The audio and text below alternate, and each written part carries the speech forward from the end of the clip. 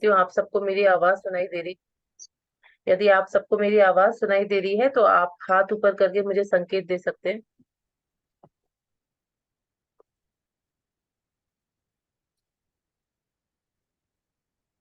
Thank you प्रभु जी। Thank you माता जी। तो चलिए, जब तक बाकी लोग ज्वाइन करते हैं हम लोग अपने सत्र का आरंभ करते हैं कीर्तन के द्वारा।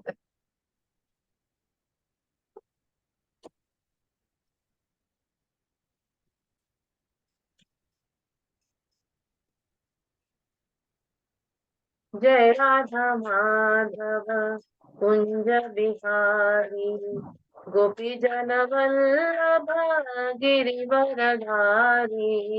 जय राधा माधव कुंज बिहारी गोपी जन वल्लभ गिरिवरधारी। यशोदनंदन व्रज जनरंजन यमुना तीरावनचारी। यशोदनंदन व्रज जनरंजन यमुना तीरावनचारी। जय राधा माधव कुंज बिहारी गोपी जन वल्लभ गिरिवरधारी। जय राधा माधव कुंज बिहारी गोपी जन वल्लभ गिरिवरधारी। हरे कृष्णा कृष्णा कृष्णा हरे हरे हरे राम राम राम हरे हरे। हरे कृष्णा कृष्णा कृष्णा हरे हरे हरे राम राम राम हरे हरे। हरे कृष्णा कृष्णा कृष्णा हरे हरे हरे राम राम राम हरे हरे। हरे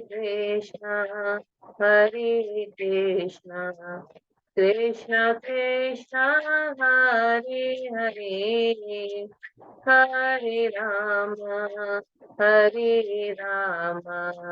राम राम हरे हरे। युग धर्म हरिनाम संकीर्तन यज्ञ की जय। जगत गुरु श्रील प्रभुपाद की जय। बताइए गौर। आइए आज के सत्र का आरंभ करते हैं मंगलाचरण द्वारा। ओम अज्ञानतिमिरन्धस्य ज्ञानाञ्जनशलाकया चक्षुरुन्मिलितं येन तस्मै श्रीगुरवे नमः। श्रीचैतन्यमनोभीष्टं स्थापितं येन भूतले स्वयं रूप कदा मह्यं ददाति स्वपदान्तिकम्। वन्देऽहं श्रीगुरुः श्रीयुतापदकमलं श्रीगुरून् वैष्णवांश्च श्रीरूपं साग्रजातं सहगणा रघुनाथान्वितं तं सजीवं साद्वैतं सावधूतं परिजनसहितं कृष्ण चैतन्य देवं श्रीराधा कृष्णपादान् सहगणा ललिता श्रीविशाखान्वितांश्च। हे कृष्ण करुणा सिन्धु दीनबन्धु जगत्पते गोपेश गोपिका कांत राधा कांत नमोस्तुते। तप्त कांचन गौरांगी राधे वृंदावनेश्वरी वृषभानुसुते देवी प्रणमामि हरिप्रिये। वाञ्छाकल्पतरुभ्यश्च कृपा सिन्धुभ्य एव च पतितनां पावनेभ्यो वैष्णवेभ्यो नमो नमः। जय श्री कृष्ण चैतन्य प्रभु नित्यानंद श्री अद्वैत गदाधर श्रीवासादि गौड़ भक्त वृंदा। हरे कृष्ण कृष्ण कृष्ण हरे हरे हरे राम राम राम हरे हरे। नमो विष्णुपादाय कृष्ण पृष्ठाय भूतले श्रीमते भक्ति वेदांत स्वामिनिति नामिने। नमस्ते सारस्वते देवे गौरवाणी प्रचारिणे निर्विशेष शून्यवादी पाश्चात्य देश तारिणे। मूकं करोति वाचालं पंगं लंघयते गिरिं यत्कृपातमहं वन्दे श्रीगुरुं दीनतारिणं परमानन्दमाधवं श्रीचैतन्य ईश्वरं। हरि ओम तत्सत्।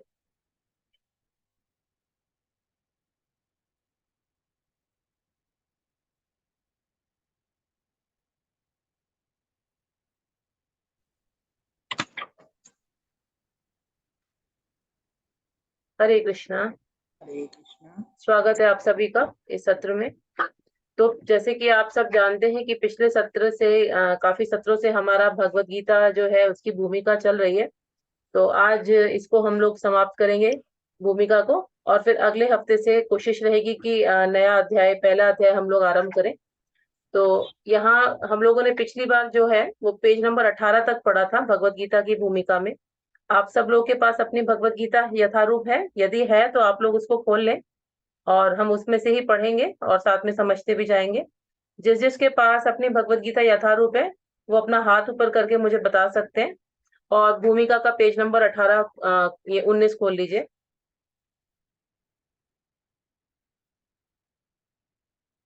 चित्रा माता जी धन्यवाद। अन्य लोगों के पास भी है?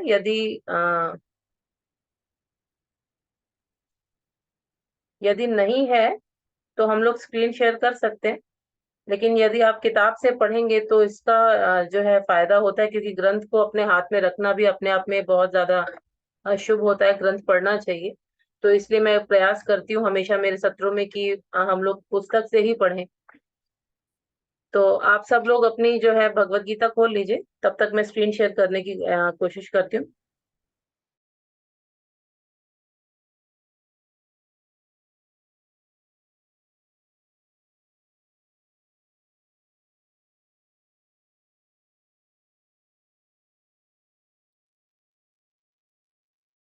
अनम्यूट करके मुझे बता सकते हैं सबके पास भगवत गीता है? किशोर यस प्रभु का माता जी। मुझे मिल गया, हैंड रेस यस किया माता उन्होंने। और किसके पास भगवत गीता है? यस माता जी। जो लोग अनम्यूट नहीं कर सकते हैं वो हाथ ऊपर करके बताएं। जो हाथ ऊपर नहीं करके बता सकते वो अनम्यूट करके बताएं मुझे। धन्यवाद निशा माता जी, किशोर प्रभु जी। अन्य जो है ठीक है, लगभग सबके पास ही है।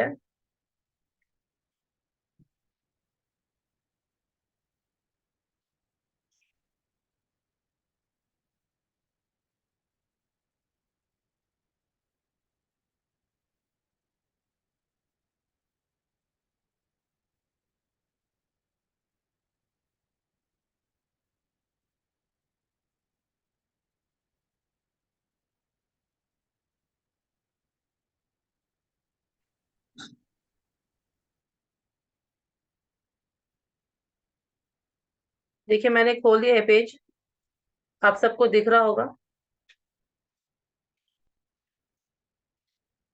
तो अभी पढ़ना कौन चाहेगा? आज हम लोग रीडिंग भी साथ साथ करेंगे, तो मैं आप सब लोगों को बोलती जाऊंगी। आप में से जो भी रीडिंग करना चाहे अभी आप हैंड डाउन कर दीजिए, अपने हाथ नीचे कर दीजिए। और जो रीडिंग करने में की इच्छा रखते हैं वो अपना हैंड रेस करिए, तो मैं एक एक करके उनको रीडिंग करने के लिए बोलूंगी। किशोर प्रभु जी आप पढ़ना चाहेंगे? चित्रा माता जी? जी माता जी पढ़िए आप। मैं श्लोक पढ़ती हूँ, आप उसके बाद ये थोड़ा सा रीडिंग करिए।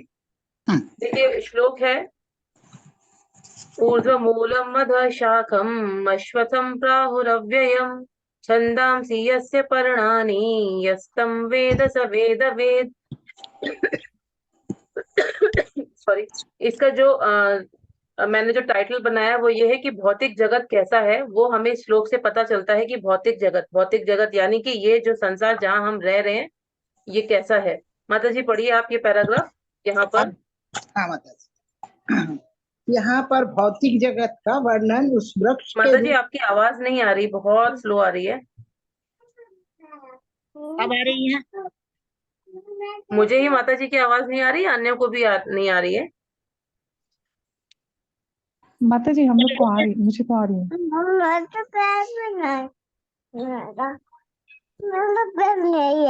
पढ़ो माता जी, आ रही है? आ रही है, ठीक है। तो शायद मेरा ही कुछ सिस्टम में गड़बड़ है, मैं जरा चेक करती हूँ। अच्छा। यहाँ पर भौतिक जगत का वर्णन उस वृक्ष के रूप में हुआ है जिसकी जड़ें ऊर्ध्वमुखी यानी ऊपर की ओर है और शाखाएं अधोमुखी नीचे की ओर। हमें ऐसे वृक्ष का अनुभव है जिसकी जड़ें ऊर्ध्वमूली हों। यदि कोई नदी या जलाशय के किनारे खड़ा होकर जल में वृक्षों का प्रतिबिंब देखे तो उसे सारे वृक्ष उल्टे दिखेंगे, शाखाएं नीचे की ओर और जड़ें ऊपर की ओर दिखेगी। इसी तरह इस भौतिक जगत भी आध्यात्मिक जगत का प्रतिबिंब है। यह भौतिक जगत वास्तविकता का प्रतिबिंब छाया मात्र है। प्रतिबिंब में कोई वास्तविकता या सार नहीं होता, लेकिन प्रतिबिंब से हम यह समझ लेते हैं कि वस्तु तथा वास्तविकता है।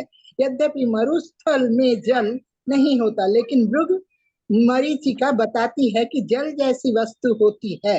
भौतिक जगत में न तो जल है न तो सुख है, लेकिन आध्यात्मिक जगत में वास्तविक सुख रूपी असली जल है। भगवत गीता में बस माता जी यहीं तक पढ़ना है। धन्यवाद माता जी। हाँ, तो थैंक यू। देखिए, धन्यवाद। बाकी सब लोग म्यूट पे रखें, जब आपको मैं अनम्यूट करने को बोलूं तब आप अनम्यूट कीजिएगा, नहीं तो साउंड में डिस्टरबेंस आता है। ठीक है, तो हमने इस श्लोक में पढ़ा और माता जी ने पढ़ा, अभी रीडिंग किया कि ये भौतिक जगत यानी कि जहां हम इस संसार में रह रहे हैं, ये जगत कैसा है। ये जगत एक तरीके से जो है वृक्ष की उल्टी छाया है। जैसे कि आप देखिए, बरगद का वृक्ष होता है, उसमें कैसा होता है कि जड़ें नीचे होती हैं, है ना। और जब हम उसकी छाया को जब हम पानी में देखते हैं तो कैसा दिखाई पड़ता है वो, कि उसकी जड़ें जो है वैसे तो नीचे की तरफ जा रही हैं, लेकिन जब हम जल में उसकी छाया को देखते हैं, मान लीजिए कोई नदी है, नदी किनारे जल है, तो वो जल का के अंदर जो प्रतिबिंब यानी कि उसका जो छाया है, शेडो है, वो बिल्कुल उल्टी होती है। इसी प्रकार से ये संसार जो है जहां हम रह रहे हैं, ये संसार आध्यात्मिक जगत का बिल्कुल विपरीत है। यानी आध्यात्मिक जगत अर्थात वो जहां भगवान रहते हैं, जहां से हम आए हैं, जहां के हम मूल निवासी हैं। तो इससे हमने ये समझा कि ये संसार, भौतिक संसार आध्यात्मिक संसार का बिल्कुल उल्टा है। और समझ लीजिए हम लोग ऐसे ही मतलब इल्यूजन में है। इल्यूजन मतलब कंफ्यूजन। हम लोग कंफ्यूजन में हैं, हम लोग भ्रम में हैं कि हम यहाँ पर रहें, यहीं पर हमें सुख मिलेगा सारा का सारा। कोई कुछ बोल रहा था क्या बीच में? ठीक है, तो यहाँ हम लोग क्या करते हैं, हमेशा इस संसार में सुख जुटाने के लिए प्रयास करते रहते हैं, लेकिन ये हमें पता ही नहीं है कि इस संसार में सुख नहीं है। सुख तो केवल आध्यात्मिक संसार में है। यहाँ पर सिर्फ कुछ क्षणों के लिए हमको सुख मिलता है और उसके बाद दुख आता है, लेकिन भगवान का जो धाम है वहां पर हमेशा सुख ही सुख है। वहां पर जन्म मृत्यु जरा व्याधि यानी जन्म लेना फिर मरना, जरा मतलब कि बुढ़ापा, और व्याधि मतलब कि कष्ट, जो शरीर के कष्ट हैं वो नहीं होते, वो सिर्फ इसी जगत में हमको प्राप्त होते। तो यहाँ तक सबको समझ में आ गया होगा। अब हम आगे देखते हैं कि भगवान के धाम कैसे पहुंचा जाए। हमने ये तो समझ लिया कि यहाँ हम इस संसार में हैं तो ये संसार रहने लायक नहीं है, लेकिन अब हम आ गए हैं और हमें पता नहीं है कि आगे क्या करना है। यदि यहाँ इस संसार में नहीं रहना तो फिर जाए कहाँ। तो जाना तो हम सबको सिर्फ एक ही जगह है, वो है भगवान का धाम। तो भगवत धाम कैसे पहुंचा जाए, इसके लिए हम यही पेज नंबर 19 पर ये श्लोक देखिए, आपको इधर दिख भी रहा होगा मेरी स्क्रीन पर भी, ये श्लोक से समझते हैं। निर्माण मोहाजित संग दोषा आध्यात्म नित्या विनिवृत्त कामा द्वंद्वैर्विमुक्ताः सुख दुःख संज्ञैर् गच्छन्त मूढ़ा पदमव्ययम् तत्। तो इस श्लोक का जो अर्थ है वो ये है कि जो भी व्यक्ति झूठी प्रतिष्ठा, मोह तथा कुसंगति से मुक्त है, जो शाश्वत तत्व को समझते हैं, शाश्वत तत्व मतलब भगवान, उसको समझते हैं। शाश्वत मतलब जो कभी नष्ट न हो, जो जिन्होंने भौतिक काम को नष्ट कर दिया है, यानी कि जिन लोगों ने अपनी भौतिक इच्छाओं को पूरी तरीके से समाप्त कर दिया है, जिनके अंदर कोई झूठी प्रतिष्ठा नहीं है। झूठी प्रतिष्ठा का अर्थ हो गया कि हमें झूठी पोजीशंस चाहिए। कोई कहीं का प्रेसिडेंट बनना चाहता है, कोई कहीं का राजा बनना चाहता है, कोई अपने ऑफिस का बॉस बनना चाहता है। इस प्रकार की जो झूठी जो है ना उपाधियां लेना चाहता है अपने स्टेटस के लिए, या मोह से ग्रसित है। मोह अर्थात किसी के प्रति अधिक प्रेम या किसी चीज में ज्यादा जो है आसक्ति होना। कुसंगति यानी कि गलत संग, इन सब से मुक्त है। और जो ये समझता है कि शाश्वत तत्व यानी कि भगवान क्या है और हमारा असली जो गंतव्य है वो क्या है, और जिन्होंने जितनी भी भौतिक इच्छाएं हैं यानी कि जितनी मटेरियल डिजायर्स हैं, गाड़ी बंगला नाम, शोहरत, ये सब जिसको नष्ट कर दिया है, जो सुख तथा दुख के द्वंद से मुक्त है, यानी कि सुख आए तो भी उसको कोई फर्क नहीं पड़ेगा और दुख आए तो भी उसको कोई फर्क नहीं पड़ेगा, दोनों से ही जो व्यक्ति मुक्त है और जो मोह रहित होकर परम पुरुष के शरणागत होना जानते हैं, वे उस शाश्वत राज्य को प्राप्त होते हैं। यानी कि जो मोह से रहित है, जिनके अंदर बिल्कुल मोह नहीं है और भगवान के शरणागत होना चाहते हैं, वही उस शाश्वत धाम को प्राप्त होते हैं। शाश्वत धाम का मतलब हो गया भगवान का धाम, जो कभी नष्ट नहीं होता, जो सदा था, है और रहेगा। तो जब ऐसा व्यक्ति हो जाता है जिसके अंदर ना कोई मोह है, ना कोई जिसको सुख दुख से कोई मतलब है, जिसको कोई काम वासना नहीं है, और जो भगवान को जान चुका है और जानता है कि भगवान ही परम सत्य है, ऐसा व्यक्ति जो है वो भगवत धाम जाने के लायक है। लेकिन देखिए, अब यहाँ से हम रीडिंग करेंगे पेज नंबर 19 का। कौन रीडिंग करेगा, मुझे हैंड रेस करके बताएं। चित्रा माता जी को छोड़ के दूसरा कोई रीडिंग करना चाहे तो हैंड रेस करिए। संतोष माता जी पढ़िए, यहाँ से पढ़ना है माता जी। मैं बताती हूँ आपको। देखिए लास्ट में होगा ना ये, गीता में अन्यत्र कहा गया है, इसके नीचे का पढ़िए, अव्यक्त का अर्थ। ये श्लोक मैं नहीं पढ़ रही हूँ, आप इसको खाली इसको अर्थ को पढ़िए, क्योंकि आज हमें थोड़ा इसको गीता को समाप्त करना है, तो थोड़ा हम लोग जल्दी से खत्म करेंगे आज। माता जी पढ़िएगा, लास्ट लाइन है अव्यक्त का अर्थ, पेज नंबर 19 की लास्ट लाइन। अव्यक्त का अर्थ है अप्रकट। हरे कृष्ण माता जी, दंडवत प्रणाम। हरे कृष्ण माता जी, प्रणाम माता जी। अव्यक्त का अर्थ है अप्रकट, अर्थात समक्ष द्वारा भौतिक जगत तक व्यक्त नहीं है। हमारी इंद्रियों, हम इस ब्रह्मांड में सारे नक्षत्रों को भी नहीं देख पाते। वैदिक साहित्य से हमें सभी लोकों के विषय में प्रचुर जानकारी प्राप्त होती है। उस पर विश्वास करना या ना करना हमारे ऊपर निर्भर करता है। वैदिक ग्रंथों में विशेषतया श्रीमद् भागवतम में सभी महत्वपूर्ण लोकों का वर्णन है। इस भौतिक आकाश से परे आध्यात्मिक जगत है, जो अव्यक्त या अप्रकट कहलाता है। व्यक्ति को भगवत धाम की ही कामना तथा लालसा करनी चाहिए, क्योंकि जब उसको उस धाम की प्राप्ति हो जाती है, तब उसको वहां पर फिर इस जगत में लौटना नहीं पड़ता। बस इसके माता जी, बाद बस माता जी यहीं तक पढ़ेंगे। धन्यवाद माता जी। तो देखिए, यहाँ पर प्रभुपाद बोलते हैं, क्योंकि ये पुस्तक जो है प्रभुपाद ने उसका ट्रांसलेशन किया है, अनुवाद किया है, तो प्रभुपाद यहाँ बताते हैं कि हमारी जो इंद्रियां हैं वो अपने में अपूर्ण है। मैं आप लोगों से एक प्रश्न करना चाहूंगी, आप सब मुझे बताइए, कोई भी हैंड रेस करके बता सकता है। क्या आप जिस शहर में रहते हैं वो शहर आपने पूरी तरीके से देखा है? मतलब आप एक एक जगह उस शहर की जानते हैं? हैंड रेस करके बताइए यदि कोई जानता है तो।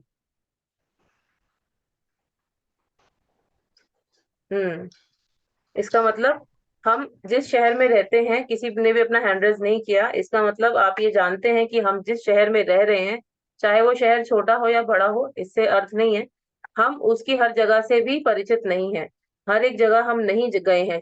और इसी प्रकार से जो हमारी इंद्रियां हैं वो भी अपूर्ण है। तो देखिए, ये संसार इतना बड़ा है, ये पृथ्वी इतनी बड़ी है, हम इसको पूरी तरीके से इसी को नहीं जान पाए हैं। और हम अपने जिस शहर में रहते हैं उधर ही हर जगह पर हम कभी नहीं गए, तो फिर ब्रह्मांड की और बाकी सब जो संसार है भगवान का, उसकी जानकारी हमको कैसे प्राप्त होगी? तो इससे हमें ये समझ में आता है कि हमारी इंद्रियां जो है वो सीमित है, यानी कि उनकी ज्ञान अर्जित करने की क्षमता वो सीमित है, उस लेवल की नहीं है कि हम इतना सारा ज्ञान जो है वो अर्जित कर सके। और इसी में यहाँ पे ये भी लिखा है कि हमारी इंद्रियां इतनी अपूर्ण है कि हम इस ब्रह्मांड में सारे नक्षत्रों को भी नहीं देख पाते। वैदिक साहित्य में हमें सभी लोगों के विषय में प्रचुर जानकारी प्राप्त होती है। देखिए, भगवान की जो साइंस है, यानी कि ये जो भगवत गीता है एक तरीके से साइंस है जो भगवान ने हमको दे दी है, जिसमें पूरे ब्रह्मांड के राज खोले हैं भगवान ने कि ब्रह्मांड में क्या क्या है। तो जब हम इसी पृथ्वी के बारे में नहीं जान पाए, पूरा पृथ्वी तो छोड़िए, एक कॉलोनी जिसमें हम रहते हैं, एरिया, उस एरिया में भी हम पूरी तरीके से जानकारी उसकी नहीं रखते हैं, तो फिर हम इस भगवान के संसार की जानकारी कैसे रखेंगे? जबकि इसका जो है पूरी तरीके से, जब इसमें ग्रंथों में हमने पढ़ा है, वो ये पढ़ा है कि ये जो संसार है भगवान का जो बनाया हुआ धाम है, या सॉरी भगवान का जो धाम है, या फिर ये जितना भी ब्रह्मांड है जो भगवान ने बनाया है, वो इतना इतना ज्यादा बड़ा है कि उसको उसका पार पाना असंभव है।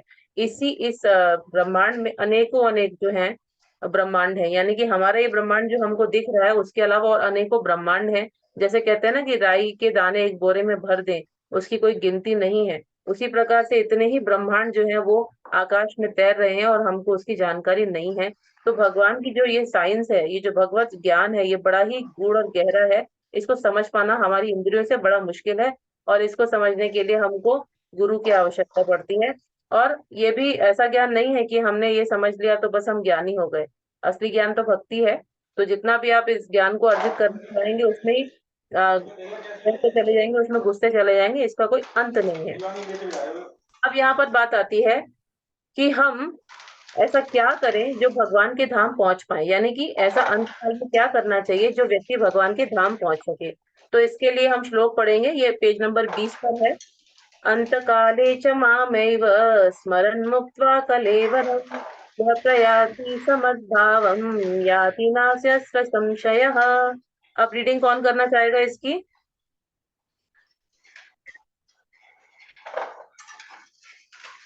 हैंड रेज करके मुझे बताइए।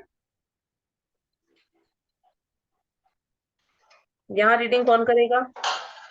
किशोर प्रभु जी पढ़िए, आप यहाँ से पढ़िए प्रभु जी। अंतकाल में जो कोई, या ओके, हरे कृष्ण माता जी। हरे कृष्ण प्रभु। अंत काल में जो कोई मेरा स्मरण करते हुए शरीर त्याग करता है वह तुरंत मेरे स्वभाव को प्राप्त होता है। इसमें रंच मात्र भी संदेह नहीं है। जो व्यक्ति मृत्यु के समय कृष्ण का चिंतन करता है वह कृष्ण को प्राप्त होता है।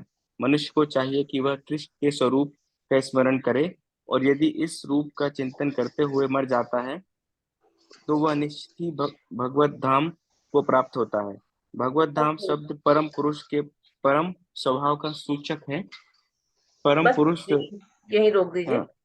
हाँ, हम थोड़ा थोड़ा पोर्शन ले रहे हैं ताकि जो है हम इसको कवर कर सकें। बाकी आप सबसे मैं ये बोलूंगी कि आप लोग प्लीज घर पे इस भूमिका को अवश्य पढ़िए, इसका रिवीजन करिएगा। जितना भी हमने क्लासेस में समझा है, जब आप भूमिका पढ़ेंगे तो आपको डेफिनेटली समझ आएगा, इसमें मेरे ख्याल से कुछ प्रॉब्लम नहीं आएगा। तो देखिए, भगवान कहते हैं यहाँ पे कि अंत काल में यदि मरते हुए जो भी व्यक्ति शरीर त्यागता है, मतलब मेरा स्मरण करके, मुझे याद करके शरीर त्यागता है, वे तुरंत मेरे स्वभाव को प्राप्त होता है। यानी कि भगवान के धाम को, भगवान जैसा ही उसका स्वरूप हो जाता है, परंतु भगवान नहीं होता। हमें ये याद रखना चाहिए कि हम में से कोई भी भगवान नहीं हो सकता। भगवान सिर्फ एक ही है, वो है कृष्ण। कोई भी मनुष्य यदि ये दावा करे कि वो भगवान है तो वो बिल्कुल झूठ बोल रहा है। भगवान तो सिर्फ एक ही है, कृष्ण। तो हम भगवान के स्वरूप के जैसा स्वरूप प्राप्त कर सकते, परंतु भगवान नहीं बन सकते। म्यूट कर दीजिए किसका, रचना शर्मा माता जी। ठीक है, मैंने म्यूट कर दिया जी। तो देखिए, जिसको भी मरते समय जो भी व्यक्ति अपना शरीर त्यागता है और यदि उसकी स्मृति में भगवान आ जाए तो भगवान डेफिनेटली वो भगवत धाम जाता है। भगवान इसको बोलते हैं, इसमें कोई संशय नहीं है, मैं उसे अपने धाम लेके जाता हूँ। तो ऐसी मृत्यु आनी चाहिए हमें कि हमें मरते समय भगवान का स्मरण आ जाए। तो अब जो है भगवान का स्मरण आएगा कैसे, कौन बताएगा? हमने इतनी बार डिस्कस किया है कि भगवान का स्मरण करना है हमको, तो कैसे हमें मतलब मरते समय भगवान का स्मरण आए? कोई भी हाथ करके मुझे इस प्रश्न का उत्तर बता सकता है? ऊपर हाथ करके बताइए। किशोर प्रभु, आप बताना चाहेंगे या रीडिंग के लिए हाथ खड़ा हुआ पहले आपका? जी यस बताइए। माता जी हमको हमेशा भगवान को याद करना चाहिए जो भी हम क्रिया कर रहे हैं दिन, मतलब प्रैक्टिस से ही आ पाएगा। जी, सही बोल रहे हैं आप। जब हम प्रयास करेंगे ना, और ये प्रयास कहाँ से शुरू होता है? माँ के गर्भ से। जैसे ही जीवात्मा माँ के गर्भ में प्रवेश करती है, वैसे ही उसको भक्ति प्राप्त हो जानी चाहिए। और छठे महीने से तो वो समझने भी लगते हैं बच्चे, माँ के गर्भ में ही, जिसका आपने उदाहरण अभिमन्यु के रूप में सुना होगा। परीक्षित महाराज ने अपने गर्भ में, जब वो गर्भ में थे तो उन्होंने अपनी माता के गर्भ में रहते हुए भगवान के दर्शन किए थे। तो यानी कि भक्ति का जो आरंभ है, भक्ति की जो शुरुआत है, वो माँ के गर्भ से होनी चाहिए। इसके लिए हमें बुढ़ापे का इंतजार नहीं करना, क्योंकि यदि हम बुढ़ापे का इंतजार करेंगे तो हमें पता है कि भैया बुढ़ापे में आज आप में से कितने लोग बैठे होंगे जो शरीर की रोगों से ग्रसित हैं और परेशान हैं। आंखों से दिखाई नहीं पड़ रहा, हम लोग ग्रंथ नहीं पढ़ सकते, और जो शरीर है वो इतना ज्यादा मतलब रोग से ग्रसित हो गया है कि हम लोग कई बार चल नहीं पा रहे हैं या कोई ना कोई बीमारी लगी हुई है, तो हमें बुढ़ापे का इंतजार कभी नहीं करना चाहिए भक्ति के लिए। भक्ति का प्रयास बचपन से शुरू हो जाता है, पूरा जीवन जो है वो उसी का अभ्यास करते हैं हम, और अंत में परीक्षा आती है मृत्यु के रूप में। जब मृत्यु के रूप में परीक्षा आती है और जब हमें भगवान मतलब जब उस समय मृत्यु आती है, तो परीक्षा का रिजल्ट तभी हमें प्राप्त होता है। और वो रिजल्ट क्या होता है? यदि भगवान की स्मृति आ जाए तो हम पास हो गए, और भगवान की स्मृति नहीं आती है यानी कि भक्ति में कोई कमी रह गई है। ऐसी दशा में भगवान हमको दोबारा भक्ति करने का अवसर देते हैं, दोबारा जन्म हमको मिलता है। तो यानी भक्ति का प्रयास करना है हमको जन्म से ही, बुढ़ापे का इंतजार नहीं करना है, पूरा जीवन भगवान का स्मरण करना है, तब जाके अंत समय में भगवान की स्मृति आएगी हमको, अन्यथा नहीं आएगी। मरते समय यदि किसी ने कुत्ते का ध्यान किया तो वो डेफिनेटली अगले जन्म में कुत्ता बनने वाला है। मरते जन्म समय किसी ने अपनी पत्नी का ध्यान किया तो अगले जन्म में वो एक स्त्री का रूप लेकर जन्म ले लेगा। तो कुछ ना कुछ अगर हम लोग इच्छाएं और मोह रखेंगे तो वही स्मृति हमारे मरते समय हमारे मन में रहेगी, और फिर इसका जो है रिजल्ट क्या निकलेगा, वही जो हमने रूप ध्यान किया मरते समय, उसी रूप में हम अगले जन्म में ये कोई ना कोई जीवन प्राप्त कर लेंगे। परंतु ये जरूरी नहीं है कि अगर हमने मरते हुए अमिताभ बच्चन का ध्यान किया तो कोई व्यक्ति अमिताभ बच्चन बनने वाला है, ऐसा नहीं है। उसके जैसा जीवन नहीं मिलेगा, क्योंकि कर्म भी होने चाहिए वैसे। हाँ, ये हो सकता है कि अमिताभ बच्चन के आसपास घर के वो कोई कुत्ता बन जाए या कोई कीड़ा बन जाए, ऐसा हो सकता है। अगर उसके कर्म अच्छे रहे तो हो सकता है उसके जैसा जीवन भी मिल जाए, परंतु कुल मिला के ऐसे जीवन से कोई फायदा नहीं है, क्योंकि हमको वापस से इसी धरती पे बार बार जन्म लेना पड़ेगा अपनी अनेकों अनेकों इच्छाओं की वजह से। तो यहाँ हमने समझा कि कौन व्यक्ति भगवान के धाम जा सकता है, वही व्यक्ति भगवान के धाम जा सकता है जिसको अंतिम समय में भगवान की स्मृति आ जाए। अब हम लोग पढ़ेंगे 20 नंबर पेज पे, यहाँ पे नीचे जो है सेकंड लास्ट पैरा, इस शरीर को त्याग कर जगत में, यहाँ से हमको पढ़ना है। कौन पढ़ेगा रीडिंग के लिए? हाथ ऊपर करें। जिन लोगों ने अभी ज्वाइन किया उनको बता दें कि हम लोग भगवत गीता की भूमिका पढ़ रहे हैं, और भूमिका का पेज नंबर 20 चल रहा है हमारा। जी सरोज तिवारी जी, माता जी पढ़िए आप। हरे कृष्ण माता जी। हरे कृष्णा माता जी। इस शरीर को त्याग कर, यहाँ से पढ़िए। इस शरीर को त्याग कर इस भौतिक जगत में दूसरा शरीर धारण करना भी सुव्यवस्थित है। मनुष्य तभी मरता है जब वह निश्चित हो जाता है कि अगले जीवन में उसे किस प्रकार का शरीर प्राप्त होगा। इसका निर्णय उच्चाधिकारी करते हैं, जीव स्वयं जीव नहीं करता। इस जीवन में अपने कर्मों के अनुसार हम उन्नति या अवनति करते हैं।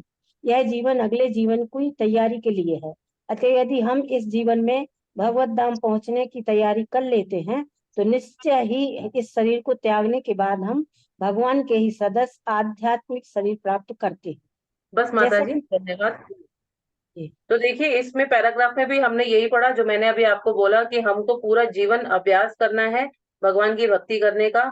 और मरते समय पे देखिए एक बात और है कि अपनी इच्छा से किसी की मृत्यु नहीं होती है।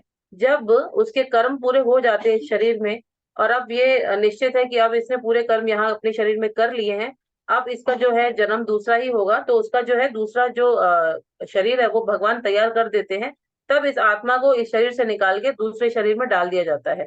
तो ऐसे किसी की मृत्यु नहीं होती है, मृत्यु तभी होती है जब उसका दूसरा शरीर तैयार होता है। अब इसकी इच्छा हमें करनी है कि हमको आध्यात्मिक शरीर चाहिए या फिर वापस से ये भौतिक शरीर चाहिए। इस भौतिक शरीर को अगर प्राप्त करेंगे तो फिर वही प्रॉब्लम्स, फिर वही बचपन से पढ़ाई शुरू करेंगे, एग्जाम्स देंगे, फिर कुछ ना कुछ काम करना है, फिर शादी करनी है, फिर बच्चे पैदा करने हैं, और बच्चे पैदा करके टेंशन और बढ़ जाएगा, फिर उनकी शादियां, ऐसे पूरा चक्र चलता रहेगा। बुढ़ापे में आके क्या होता है, शरीर ढलने लगता है, रोग से ग्रसित हो जाता है। पूरा जीवन हमने निकाल दिया ऐसे कामों में, और ये बिल्कुल नहीं सोचा कि हमारा अपना एक जीवन है, वो जीवन है आध्यात्मिक जीवन, उसकी तरफ हमने बिल्कुल ध्यान ही नहीं दिया। हमने आत्मा की जो खुराक है भक्ति, वो उसको दी ही नहीं। शरीर की खुराक तो दे दी, शरीर का भरण पोषण करने लगे, परंतु अपनी आत्मा का भरण पोषण नहीं किया, इसीलिए दुखी रहते हैं। तो हमारी जो आत्मा का भरण पोषण है उसकी खुराक क्या है? उसकी खुराक है हमारी ये जो भक्ति हम कर रहे हैं, हमारी अंतरात्मा उससे ही प्रसन्न होती है। तो यदि हम ये समझ लें कि ये सारे कार्य चल रहे हैं, ठीक है, भगवान ने मुझे इस धरती पे भेजा है, मेरे किसी कर्म की वजह से मुझे जन्म मिल गया है, लेकिन मुझे अब इस जन्म मरण के चक्र से निकलना है, इसको काटना है। यदि हम ये समझ जाएं तो क्या होगा, हम अपने कर्म तो करेंगे लेकिन इसमें उलझेंगे नहीं। उलझने का अर्थ है कि उसके फलों के लिए हम लोग परेशान नहीं होंगे। और किसी का जिम्मेदारी एक लेने का मतलब ये नहीं होता कि मैं ही उसका पूरा करता धरता हूँ। करने वाले तो भगवान है। जैसे मैंने हमेशा कई सत्रों में ये बोला है कि हम कुछ भी नहीं कर सकते, हमारे पास कुछ भी नहीं है। हम किसी का हम यहाँ तक कि अपना जो कहते हैं ना कि मल त्यागने का जो प्रेशर है उसको भी नहीं रोक सकते हैं, हमारे हाथ में कुछ भी नहीं है। लेकिन फिर भी हम अपने आप को कई बार भगवान समझ जाते हैं। कई लोग को ऐसा बोलते हो मैंने सुना है, अपने बच्चों को बोलते हैं, मैं बैठा हूं ना, तू चिंता क्यों करता है, अरे तेरा बाप बैठा है ना, तेरे को आगे तक खिलाएगा। बाप को ये नहीं पता कि एक सेकंड में अभी उसकी मृत्यु आ जाएगी। ऐसा बोल के अपने बच्चों को आश्वासन देता है, स्वयं को भी झूठा आश्वासन देता है, और मृत्यु के रूप में कब काल आ जाता है पता नहीं। तो हमें ऐसी बातों में नहीं उलझना है, अपने बच्चों को भी भक्ति के मार्ग में आगे बढ़ाना है, और साथ ही साथ खुद को भी हमें आगे बढ़ना है भक्ति में। ऐसा नहीं सोचना है कि भैया मैं ही सबका करता धरता हूँ और मेरे बिना तो ये संसार चलेगा ही नहीं, मेरे बच्चों का क्या होगा। ऐसा नहीं सोचना चाहिए। अपने कर्तव्य करिए, लेकिन सबसे महत्वपूर्ण कर्तव्य है भगवान की भक्ति, उसको ना भूलें जिसको हम भूल चुके हैं। तो इस जन्म को लेने का मकसद यही है कि हम भक्ति करने के लिए आए थे, लेकिन फंस गए किसमें, संसार के जाल में। और संसार के जाल से निकालने के लिए प्रभुपाद आते हैं, भगवत गीता भी देते हैं हमें, और भक्तों का संग देते हैं, और हमें खींच के निकालने की कोशिश कर रहे हैं कि चलो ये संसार से निकलो। इसी पर एक कथा मैं छोटी सी सुनाती हूँ। देखिए, ये भौतिक संसार कितना बड़ा माया का जाल है, हम सब जानते हैं, समझते नहीं है, लेकिन जान चुके हैं, कई बार सुना है, समझ नहीं पाते। एक बार ऐसा होता है कि इंद्र जो थे, उन्होंने स्वर्ग में अपने गुरु का अपमान किया, ब्रह्मा जी का। और ब्रह्मा जी को क्रोध आया, गुरु बोल दिया मैंने गलती से, ब्रह्मा जी का अपमान किया। तो जिससे ब्रह्मा जी को क्रोध आया, और ब्रह्मा जी ने इंद्र को शाप दिया कि जाओ और तुम सुअर की योनि में जाओ, क्योंकि तुमने ऐसे कर्म किए जैसे सुअर करता है, तो तुम जाओ और सुअर की योनि में चले जाओ। तो इंद्र का जो है शाप की वजह से यहाँ पर जन्म हो जाता है, और वो सुअर बन जाता है। अब वो उस सुअर के जन्म में सब भूल जाता है कि मैं इंद्र था। लेकिन जब वो भूल जाता है तो वही मल खाना और गंदगी में रहना, ऐसा उसका कार्य चलता रहता है। वहीं साथ में उसकी पत्नी और बच्चे भी हो जाते हैं इस संसार में। अब इधर क्या होता है, स्वर्ग लोक में परेशानी शुरू हो जाती है, क्योंकि राजा नहीं है, तो राजा के एब्सेंस में, राजा के अभाव में प्रजा जो है परेशान हो रही है। तो वो ब्रह्मा जी से सब देवता जो है वो अनुरोध करते हैं कि आप इंद्र को वापस लाएं, क्योंकि जो है स्वर्ग लोक जो है उसमें उथल पुथल हो गई है। तो ब्रह्मा जी जाते हैं इंद्र के पास, वो जो सुअर के भेष में इंद्र बैठा है उसके पास जाते हैं, और उसको बोलते हैं कि चलो, मैं तुम्हारा शाप अभी तुमको शाप से मुक्त करता हूँ, अब तुम वापस चलो और अपना राज्य संभालो, वहां स्वर्ग में तुम्हारी आवश्यकता है।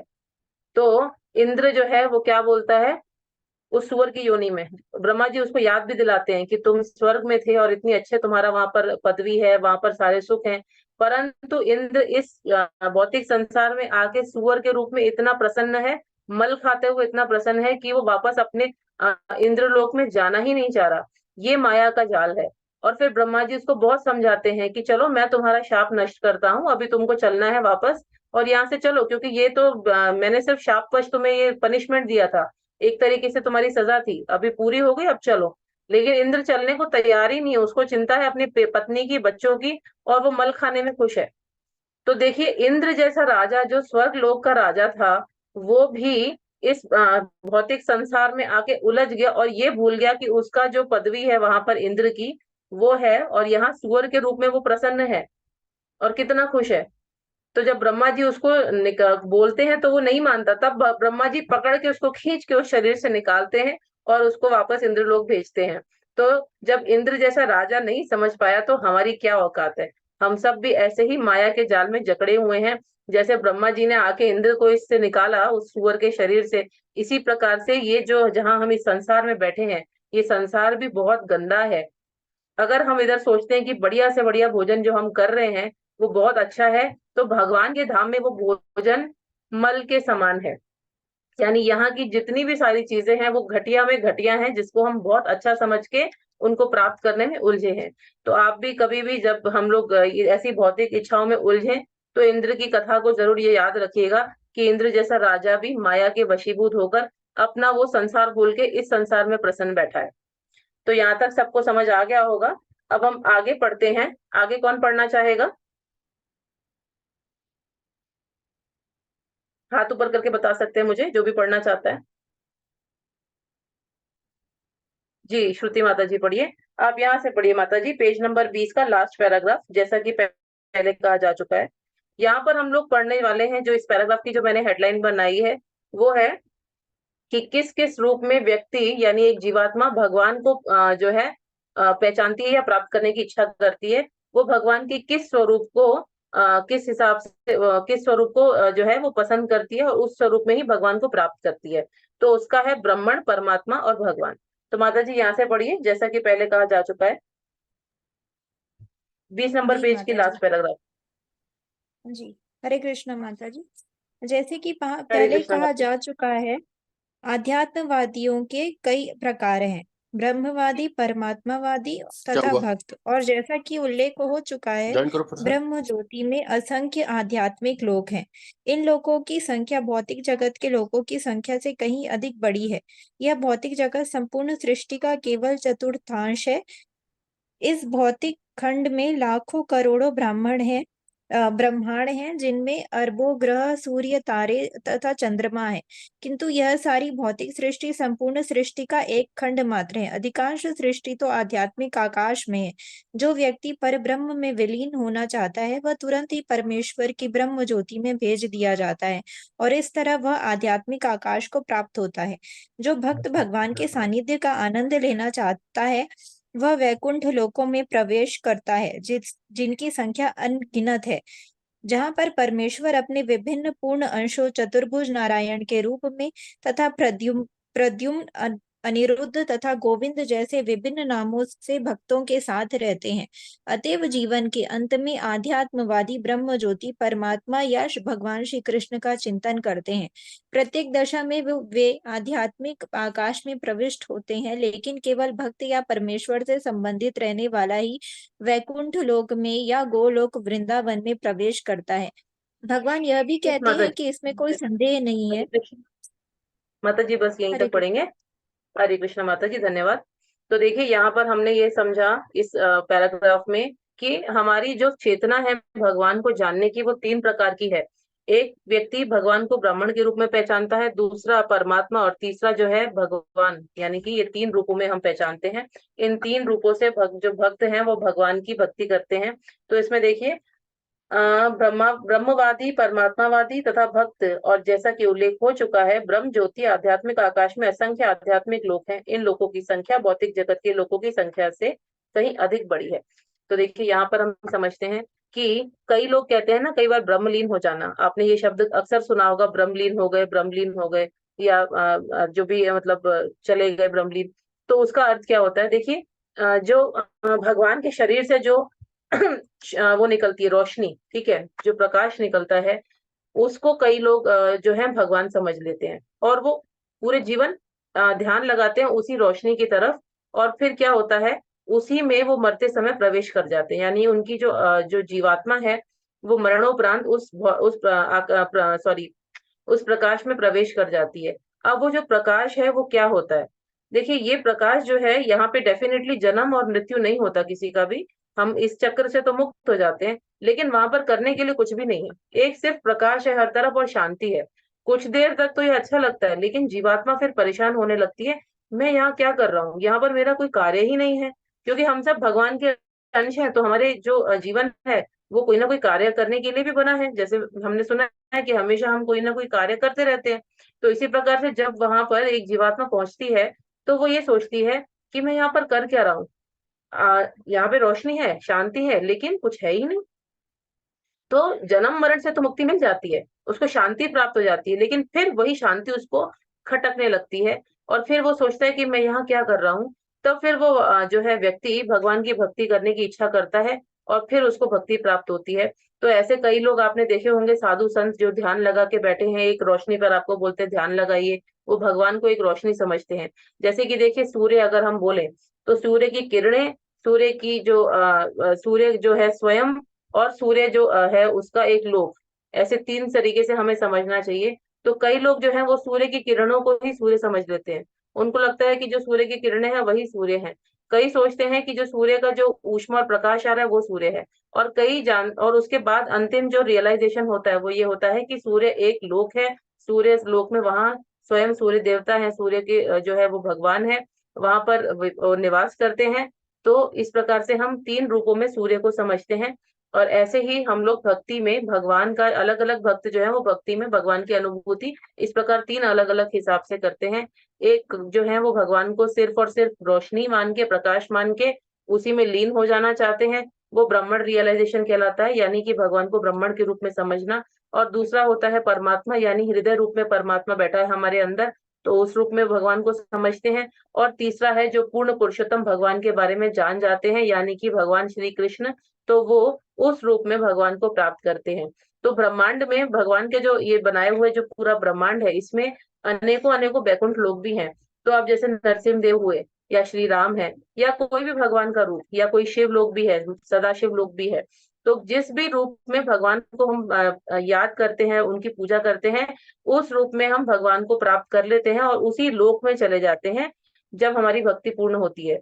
लेकिन सबसे टॉप मोस्ट जो है मुक्ति क्या होती है, वो होती है भगवान के धाम में जाकर भगवान के साथ रहना, यानी कि सीधे गोलोक वृंदावन में जाके और श्री कृष्ण भगवान के साथ रहना, उनके साथ गैया चराने के लिए जाना और उनके साथ ही खेलना। तो ये जो कहलाता है, ये पूरा जो है रूप से इसको कहते हैं कि हमने भगवान को समझ लिया है, जब हम भगवान श्री कृष्ण को जानकर और उसी रूप में उनको प्राप्त करने की जो है प्रयास करते हैं, जैसे कि हम सब कर रहे हैं। हम सब बहुत ही लकी हैं कि हमको सीधे सीधे भगवान कृष्ण जो है उनकी ही प्राप्ति होने जा रही है। हम सीधे कृष्ण से जुड़े हैं, हम किसी ब्रह्म ज्योति या परमात्मा से नहीं जो है आकर्षित हुए हैं, हम सीधे कृष्ण से आकर्षित हुए हैं। भले आज हम भक्ति थोड़ा सा मतलब हमारी भक्ति मार्ग में थोड़ी बाधाएं आ रही होंगी, लेकिन ये बिल्कुल श्योर है कि हम भगवत धाम अवश्य जाएंगे, इस जन्म में या अगले जन्म में, परंतु जाएंगे अवश्य, क्योंकि अब हमने जो है कृष्ण को समझ लिया है। और किसी जन्म में जितने भी हम लोग यहाँ बैठे हैं जो कृष्ण से आकर्षित हो चुके हैं, वो किसी जन्म में कृष्ण को सरेंडर कर चुके हैं, मतलब पूरी तरीके से कृष्ण के शरणागत हो चुके हैं। तो अब ये याद रखिए कि कृष्ण ने हमारी डोरी पकड़ ली है, और वो हमको चाहे कैसे भी हो बालों से खींच के भी ले जाएंगे, तो लेके जरूर जाएंगे यहाँ से, ये गारंटी है। और भगवान ये बोलते हैं। तो हमको क्या करना है, हमको तीसरे स्वरूप पर ध्यान देना है, भगवान के, जो है साक्षात परम पुरुषोत्तम भगवान श्री कृष्ण। हमको उस रूप में भगवान को प्राप्त करना है जहां पर सबसे ज्यादा आनंद है। तो आप सब लोग इस बात से सहमत है, यहाँ समझ में आ गया हमने जो पढ़ा, ब्रह्मण, परमात्मा और भगवान, ये तीनों स्वरूप जो है। हैंड रेस करके मुझे बता दीजिए। धन्यवाद श्रुति माता जी। और किसी को? ठीक है, अब हम आगे पढ़ेंगे। अब आगे कौन रीडिंग करना चाहेगा? आगे जो है पेज नंबर 21 पे हम लोग रीडिंग करेंगे, और पेज नंबर 21 में पढ़ेंगे हम लोग यहाँ से यम यम वापी जो है। कौन पढ़ना चाहेगा? हैंड रेस करिए। श्रुति माता जी के अलावा और कोई पढ़ना चाहता है? ठीक है माता जी, आप ही पढ़िए, मैं ये पढ़ती हूँ श्लोक, इसके बाद आप पढ़िए यहाँ से। यम यम वापी स्मरण भावम त्यजत्यन्ते कलेवरम तम तम वैति कौन्तेय सदा तद्भाव भावितः। माता जी ये ना आप पेज नंबर 22 से पढ़िएगा, 21 से नहीं, 22 आप लोग सब खोल लीजिए पेज नंबर। अब मेरे पास ये थोड़ी बुक का पेज नंबर थोड़ा अलग है माता जी, जो ये मेरे पास है बुक उसमें, तो हाँ, ये देखिए इसमें आप ये 23 है पेज नंबर। हाँ कोई बात नहीं माता जी, वो कुछ कुछ है ना पेजेस में हो जाता है। आप 22 से पढ़िए, यहाँ से पढ़िए, अपने इस शरीर को त्यागते समय। जी माता जी। अपने इस शरीर को त्यागते समय मनुष्य जिस भाव का स्मरण करता है वह अगले जन्म में उस भाव को निश्चित रूप से प्राप्त होता है। अब सर्वप्रथम हमें यह समझना चाहिए कि भौतिक प्रकृति परमेश्वर की एक शक्ति का प्रदर्शन है। विष्णु पुराण में भगवान की समग्र शक्तियों का वर्णन हुआ है। विष्णु शक्ति परा प्रोक्ता क्षेत्र ज्ञाख्या तथा परा अविद्या अविद्या कर्म संज्ञाना तृतीया शक्ति ऋष्यते। माता परमेश्वर जी की नहीं शक्तियां पढ़ना आपने? विविध। हरे कृष्णा माता जी, इसके अगले पेज में पढ़ना था। कोई बात नहीं, आप वैसे पढ़ चुके जहाँ तक मुझे बोलना था। एक्चुअली वो जो विष्णु और ये सब है इसको हम बाद में पढ़ेंगे, क्योंकि थोड़ा सा इसमें फिर डिटेलिंग आ जाएगी। तो इसलिए इसको ना पढ़ के हम लोग पेज नंबर 22 जो आगे आप देखिए, आपके इसमें आगे भी होगा, यम यम वापी स्मरण भावम, नेक्स्ट पेज पे आप देखिए तो ये होगा।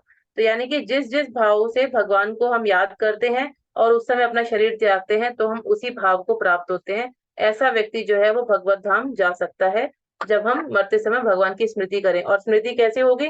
जिस रूप में हम भगवान को याद करेंगे उसी रूप में भगवान हमको स्मरण देंगे। लेकिन हमको याद रखना चाहिए कि हमें किसी भी ऐसी चीज को नहीं ध्यान रखना है मरते समय, जिससे कि दोबारा हमारा ये जन्म और मरण का जो चक्कर है वो चल जाए। हमको इस चक्र को काटना है, इसको इसमें घुसना नहीं है। ठीक है, तो अब हम लोग पढ़ेंगे पेज नंबर 23 से। पेज नंबर 23 पे आ जाइए। तो यहाँ पे हम लोग पढ़ेंगे पेज नंबर 22 का जो एंड है पैराग्राफ, इसलिए है अर्जुन तुम कृष्ण के रूप में मेरा सदैव स्मरण करो। कौन पढ़ना चाहेगा श्रुति माता जी के अलावा? नहीं तो फिर मैं पढ़ूंगी। संतोष माता जी पढ़िए। इसलिए हे अर्जुन, तुम कृष्ण के रूप में मेरा सदैव चिंतन करो और साथ ही अपने युद्ध कर्म करते रहो। अपने कर्मों को मुझे अर्पित करके तथा अपने मन एवं बुद्धि को मुझ पर स्थिर करके तुम मुझे निश्चित रूप से प्राप्त करोगे। भगवद गीता 8.7। वे अर्जुन से उसके कर्म वृत्ति को त्याग कर केवल अपना स्मरण करने के लिए नहीं कहते। भगवान कभी भी कोई अव्यवहारिक बात का परामर्श नहीं देते। इस जगत में शरीर के पालन हेतु मनुष्य को कर्म करना होता है। कर्म के अनुसार मानव समाज 4 वर्णों में विभाजित है: ब्राह्मण, क्षत्रिय, वैश्य तथा शूद्र। माता जी ब्राह्मण बस अथवा बस माता जी, फिर मैं बताती जो मुझे पढ़ना होगा। हरे कृष्णा। देखिए, भगवान कभी नहीं कहते कि हमको अपने कर्मों का त्याग करना है। जैसे मैंने बोला कि यदि हम इस संसार में आए हैं तो हमें अपने कर्मों को करते हुए भक्ति करनी है और भगवान को सेंटर में रखना है, लेकिन अपने कर्म भी करने हैं। और उल्टा भक्त हैं तो हमें तो और अच्छे कर्म करने चाहिए, जिससे कि हमसे लोग प्रेरित हो और वो भी भक्ति करने के लिए इच्छा रखें कि अरे ये देखो भक्त है, फिर भी इसके पास समय है, घर को भी अच्छे से देख रहे हैं, बाहर अपना काम भी अच्छे से कर रहे हैं, देखिए, और साथ ही साथ भक्ति भी कर रहे हैं। तो ये प्रयास हमको अवश्य करना चाहिए। तो अर्जुन को भगवान ने कभी भी ये नहीं बोला कि तुम युद्ध मत करो। अर्जुन का कर्तव्य था युद्ध करना, क्योंकि वो एक क्षत्रिय था। इसलिए भगवान ने उसको बोला अपना कर्म करना है और साथ ही साथ मेरा जो है स्मरण भी करना है।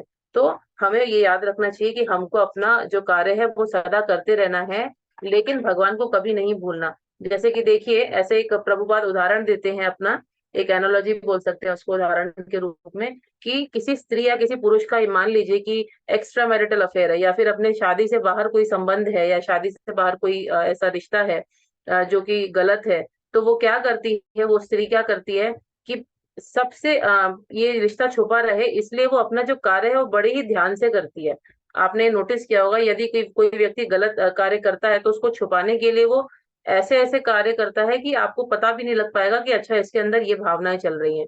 तो ऐसे प्रभुपाद एक उदाहरण देते हैं कि जिस प्रकार से एक स्त्री है, उसका अगर कहीं बाहर अपनी शादी से बाहर, विवाह से बाहर कोई संबंध चल रहा है, तो वो सभी को प्रसन्न रखेगी, सास ससुर पति सबको, और फिर ऐसा समय निकालेगी कि अपने जो है प्रियतम है उससे मिलने जाए या उसका ध्यान करे। ध्यान में हमेशा उसका प्रियतम रहेगा, वो जो प्रेमी है वो ध्यान में रहेगा, लेकिन वो कार्य करती जा रही है और सबको चकमा भी दे रही है और किसी को पता भी नहीं है। तो हमें भी ऐसे ही करना है। हमें हमेशा ध्यान करना है भगवान का।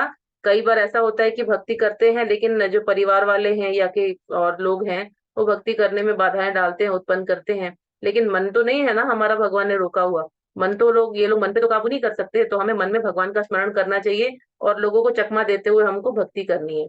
तो प्रभुपाद ये बोलते हैं, तो ये ध्यान रखना चाहिए हमको कि हमेशा अपने कार्यों के बीच में भगवान को हमको शामिल करना है, तब जाके वो कार्य जो है सही से हो पाएंगे। और उसका फल जो है उसकी इच्छा नहीं करनी चाहिए, वो फल भगवान को समर्पित कर देना चाहिए। ठीक है, अब जो है यहाँ से आगे हम पढ़ते हैं।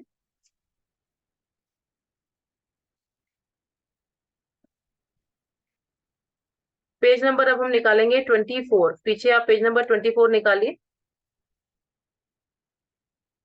मेरा थोड़ा सिस्टम में गड़बड़ हो गया था तो पेज में शेयर नहीं कर पा रही हूँ। आप लोग अपना जिनके पास बुक्स है वो निकालिए, पेज नंबर 24। उसमें हम लोग पढ़ेंगे श्लोक, योगी नाम अपि सर्वेषां मद्गतेन तरात्मना श्रद्धावान भजते यो माम समे युक्त तमो मतः इस पैराग्राफ को कौन पढ़ेगा? संपूर्ण योगियों। जी अनिता माता जी पढ़िए। हरे कृष्ण माता जी। हरे कृष्ण माता जी। संपूर्ण योगियों में जो जो श्रद्धावान योगी भक्ति योग के द्वारा मेरी आज्ञा का पालन करता है, अपने अंतर में मेरे बारे में सोचता है और मेरी दिव्य प्रेम भक्तिमय सेवा करता है, वह योग में मुझसे परम घनिष्ठता पूर्वक युक्त होता है और सब में श्रेष्ठ है। यही मेरा मत है। भगवत गीता 6.47। अतएव जो सदैव परमेश्वर का चिंतन करता है वह एक ही समय में सबसे बड़ा योगी, सर्वोच्च ज्ञानी तथा महानतम भक्त है। अर्जुन से भगवान आगे भी कहते हैं कि क्षत्रिय होने के कारण वह युद्ध का त्याग नहीं कर सकता, किंतु यदि वह कृष्ण का स्मरण करते हुए युद्ध करता है तो वह मृत्यु के समय कृष्ण का स्मरण कर सकेगा, परंतु इसके लिए मनुष्य को दिव्य प्रेम भक्ति सेवा में पूर्णतया समर्पित होना होगा।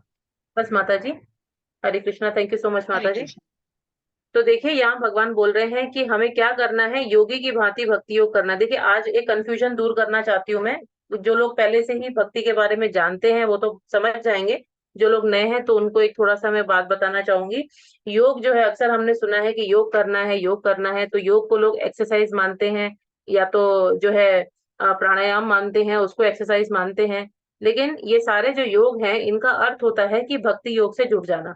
जो भी योग है, अष्टांग योग या जिस भी प्रकार का योग आप करते हैं, उसका जो अंतिम जो गंतव्य है वो है भक्ति योग को प्राप्त करना।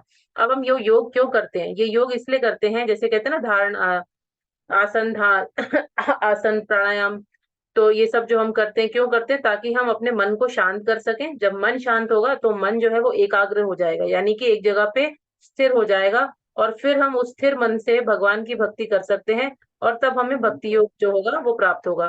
तो जितने भी योग हम करते हैं उनका फाइनल डेस्टिनेशन, उनका अंतिम कर्तव्य है कि भगवान का भक्ति योग प्राप्त करना, और इसका कोई भी अर्थ नहीं है। तो कुल मिला के जिसको आज हम शरीर के लिए जो यूज करते हैं कि भाई हम अपना शरीर स्वस्थ करेंगे योग के द्वारा, वो असल में यही है कि हम अपनी जो श्वासें हैं, जो अपनी सांस है, उनको कंट्रोल करके और भगवान में उस मन लगाएं। परंतु ये जो योग पद्धति होती है ये बड़ी कठिन होती है। इसके कुछ नियम होते हैं जो भगवत गीता के आने वाले चैप्टर में हम पढ़ेंगे कि किस प्रकार से आसन लगाना चाहिए और कैसे बैठना चाहिए, मृग की छाल ढूंढनी चाहिए, फिर अपने आप को ऐसे करना चाहिए, ऐसे टेढ़े मेढ़े करके उसका फिर अपनी सांसों को रोकना है। ये बड़ी कठिन जो है पद्धति है।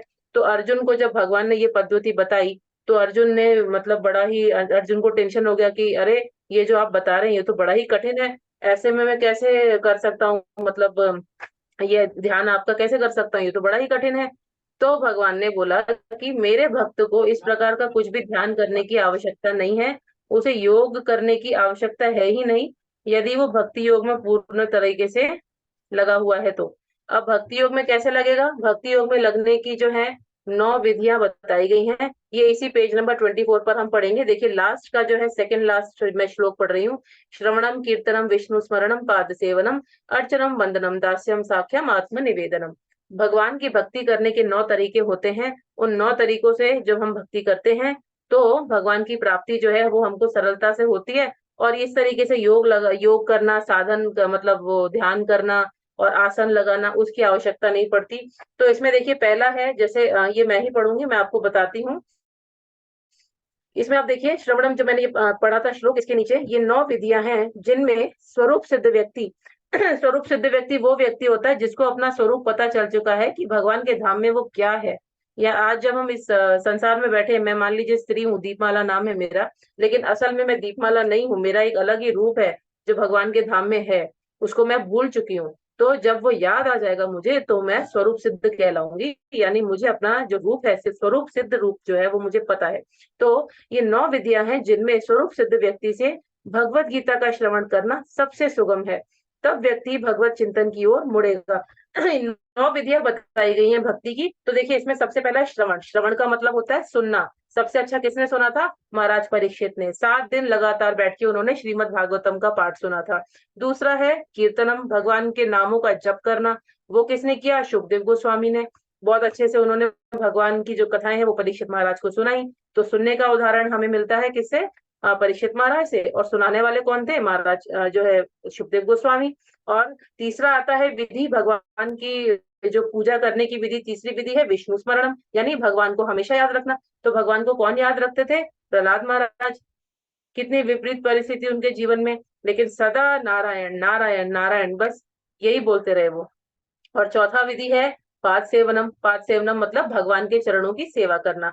वो कौन करता है? लक्ष्मी जी सदैव भगवान के चरणों की सेवा करने में वो लगी रहती हैं। और फिर पांचवा है अर्चनम। अर्चनम मतलब कि भगवान के विग्रह की सेवा करना, यानी जो आप जिसको मूर्ति पूजा बोलते हैं कॉमन भाषा में।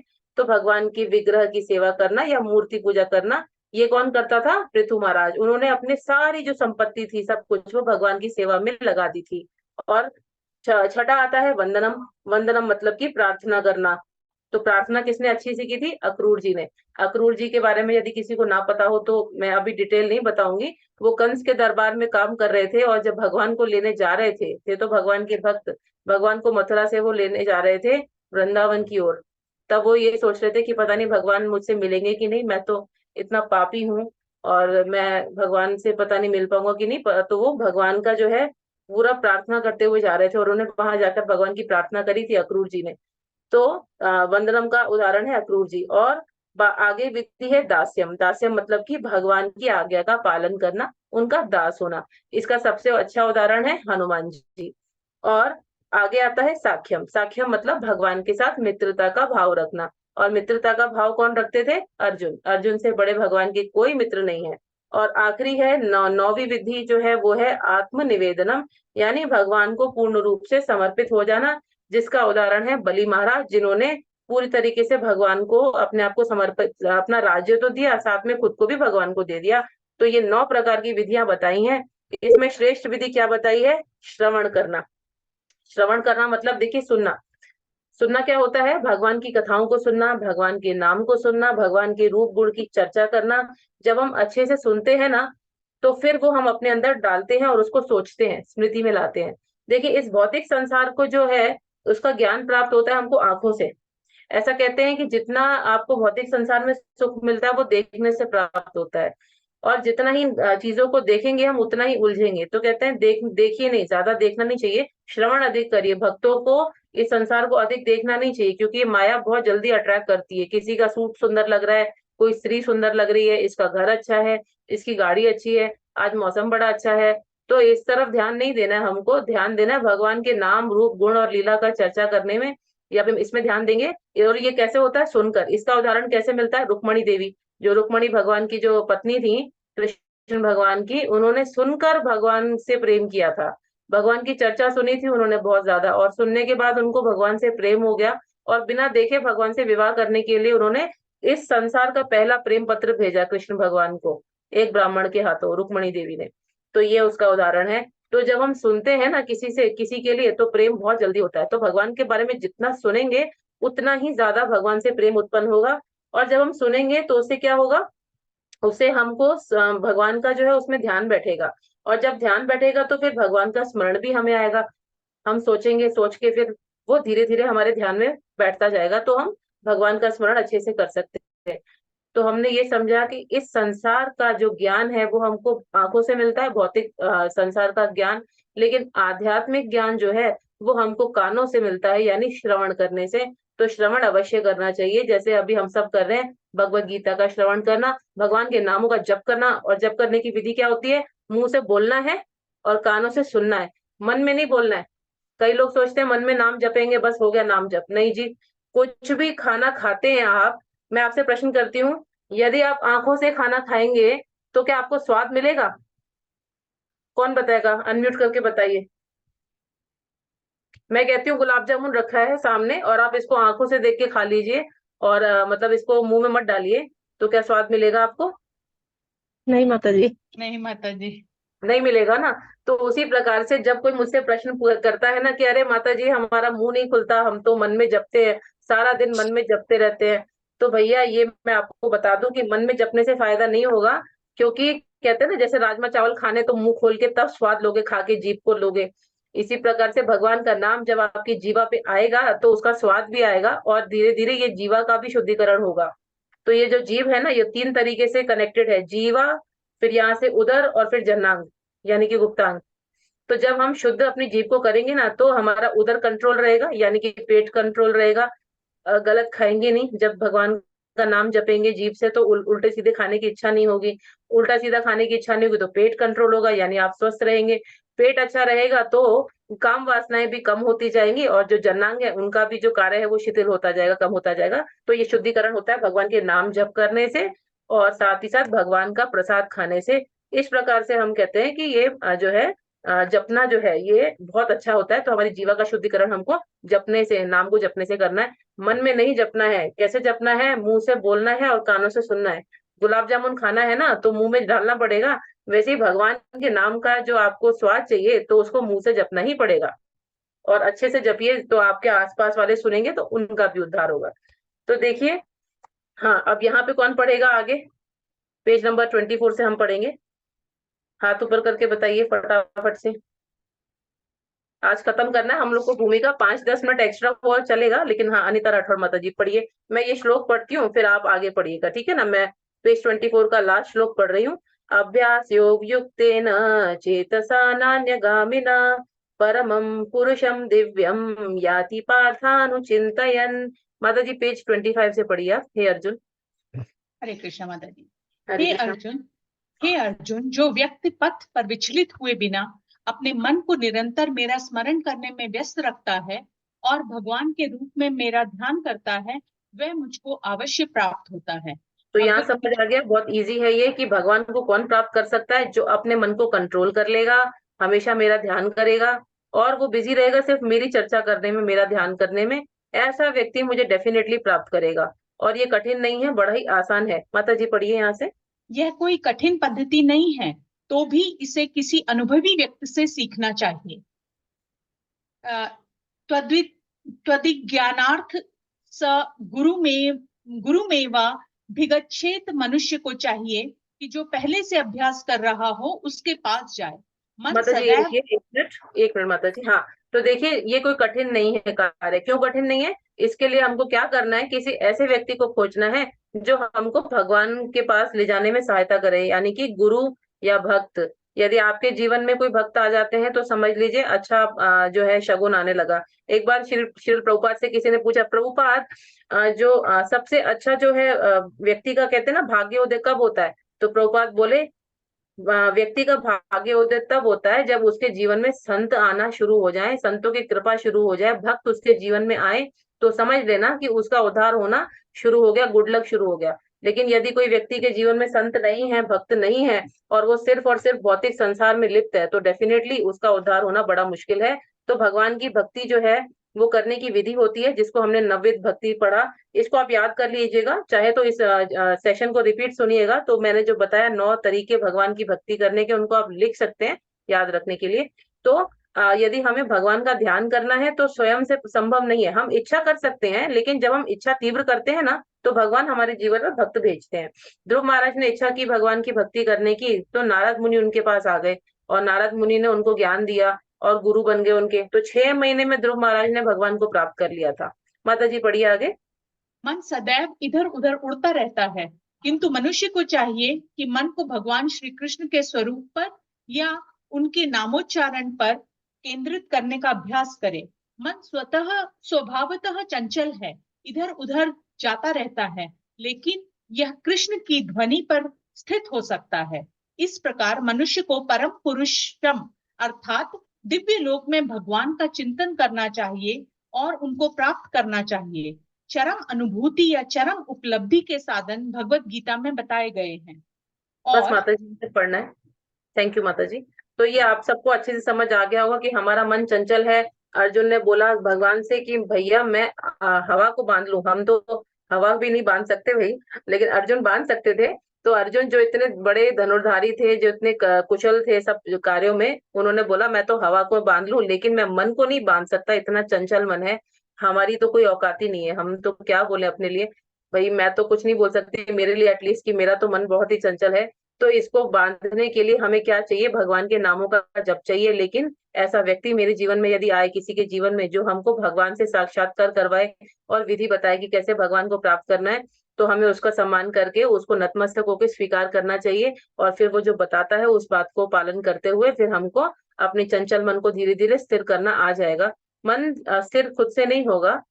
मन जो होगा स्थिर होगा जब भगवान की कृपा होगी। तो भगवान की कृपा पाने के लिए हमको क्या करना है? प्रयास करना है। और प्रयास क्या करना है? चाहे हमारा मन जप में नहीं लगे फिर भी हमको जप करना है। चाहे हमारा मन भौतिक इच्छाओं की तरफ आ रहा हो, लेकिन अगर हम कहे ना नहीं ये गलत है, मतलब मन है हमारा, ठीक है, हम जानते हैं, हमें अब देखिए दो चॉइस है हमारे पास। आपके पास चॉइस थी सत्संग सुनना है कि मूवी देखनी है। आपने आज गीता का ये सत्संग सुना, तो दैट मीन्स भले इच्छा नहीं हो फिर भी आपने सत्संग सुना, तो भगवान ने देखा मेरे भक्त ने प्रयास किया, इसकी इच्छा नहीं थी परंतु फिर भी इसने किया, तो भगवान कृपा करेंगे। क्योंकि हम बहुत ही जो है ना कठिन परिस्थिति में अटके हुए हैं। बिना कृपा के ये संभव नहीं है। कृपा चाहिए हमको पल पल पर, भक्तों की कृपा, भगवान की कृपा, तो उसी से ही हमारी सदगति हो सकती है। अन्यथा अपने प्रयास से नहीं। अपने प्रयास से कर सकते हैं लेकिन कृपा चाहिए इसके लिए। तो हमेशा हमें ध्यान रखना चाहिए यदि हम भक्ति में प्रगति कर रहे हैं वो किसी की कृपा है।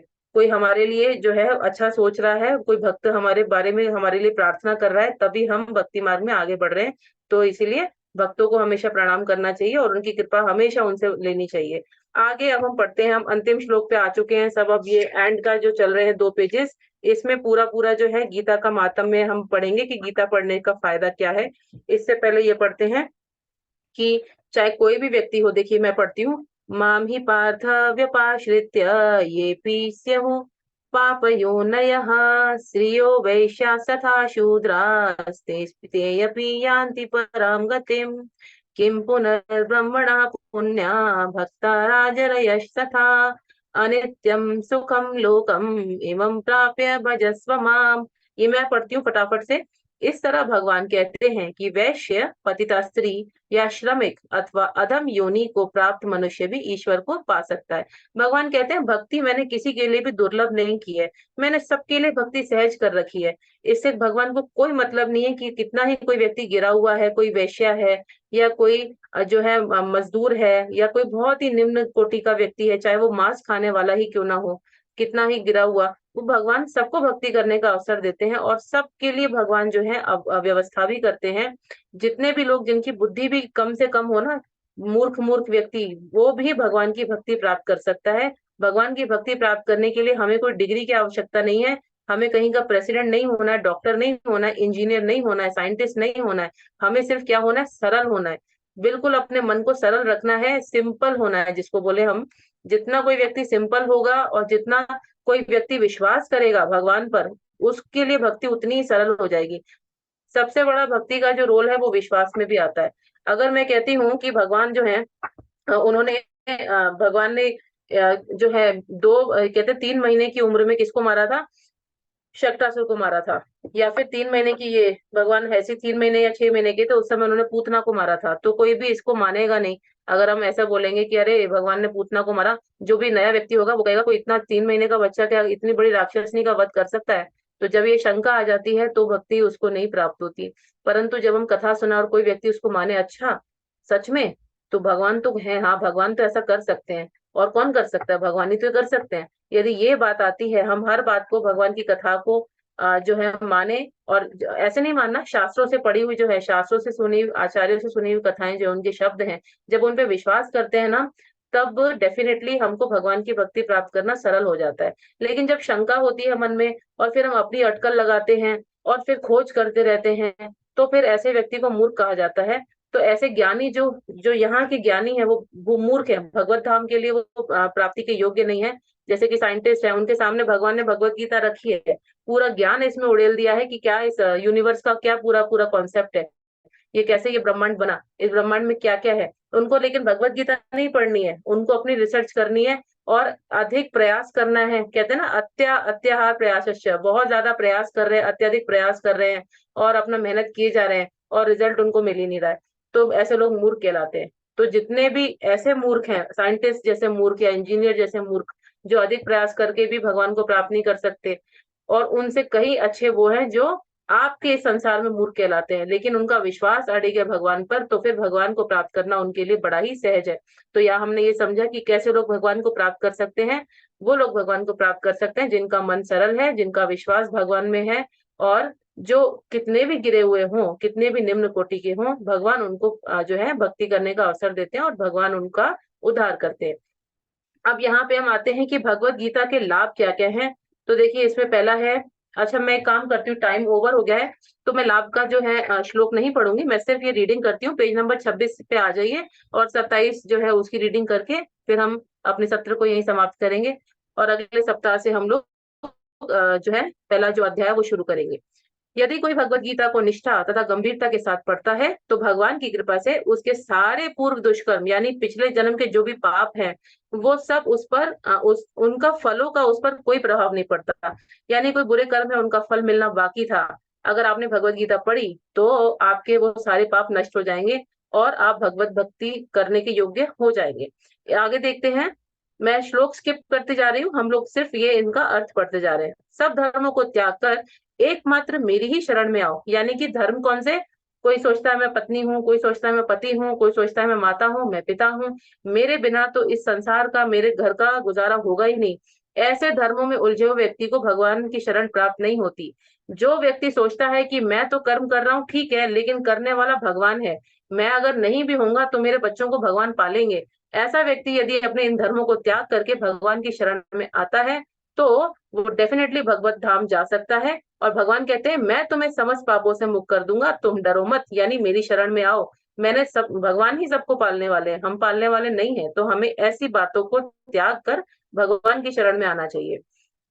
आगे हम पढ़ते हैं नेक्स्ट पैराग्राफ, देखिए, मनुष्य जल में स्नान करके नित्य अपने को स्वच्छ कर सकता है, लेकिन यदि कोई भगवत गीता रूपी पवित्र गंगा जल में एक बार भी स्नान कर ले तो वह भवसागर की मलिनता से सदा सदा के लिए मुक्त हो जाता है।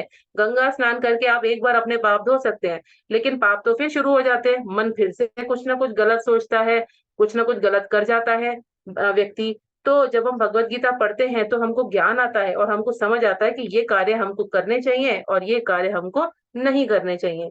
तो कहते हैं भगवत गीता पढ़ना गंगा स्नान से भी ऊपर है। गंगा स्नान करके आप जितने पाप धोते हैं वो पाप वापस आप अर्जित कर सकते हैं, लेकिन यदि भगवत गीता निरंतर पढ़ते हैं तो आपके हृदय का अंदर का शुद्धिकरण हो जाता है और फिर आप पाप कर्म नहीं करते।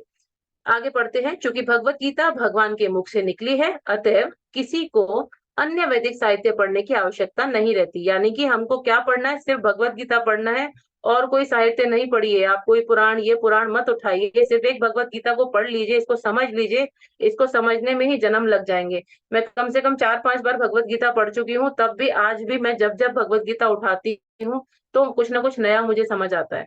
तो भगवत गीता समझना बड़ा कठिन है क्योंकि भगवान की वाणी है। यदि आपने इसी एक शास्त्र को पढ़ लिया तो आपको अन्य किसी शास्त्र को पढ़ने की आवश्यकता नहीं है। इसको ठीक से पढ़िए, आपके समस्त पापों का नाश होगा और सारे के जितने भी ग्रंथ हैं उन सबका सार भगवत गीता है। जितने भी आप पुराण पढ़ लीजिए ना, उसको पढ़ने से फायदा नहीं है। अगर भगवत गीता आप एक पढ़ेंगे तो ये सारे ग्रंथ पढ़ने का आपको पुण्य मिल जाएगा।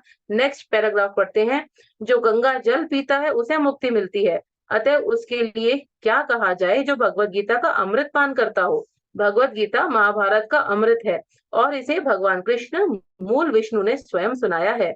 भगवत गीता भगवान के मुख से निकली है और गंगा भगवान के चरण कमलों से निकली है। निस्संदेह भगवान के मुख तथा चरणों में कोई अंतर नहीं है, लेकिन निष्पक्ष अध्ययन से हम पाएंगे कि भगवत गीता गंगा जल की अपेक्षा अधिक महत्वपूर्ण है। यहाँ मैं एक प्रश्न करूंगी, मुझे फटाफट बताइए, फिर हम लोग 5 मिनट में सेशन अंत करेंगे।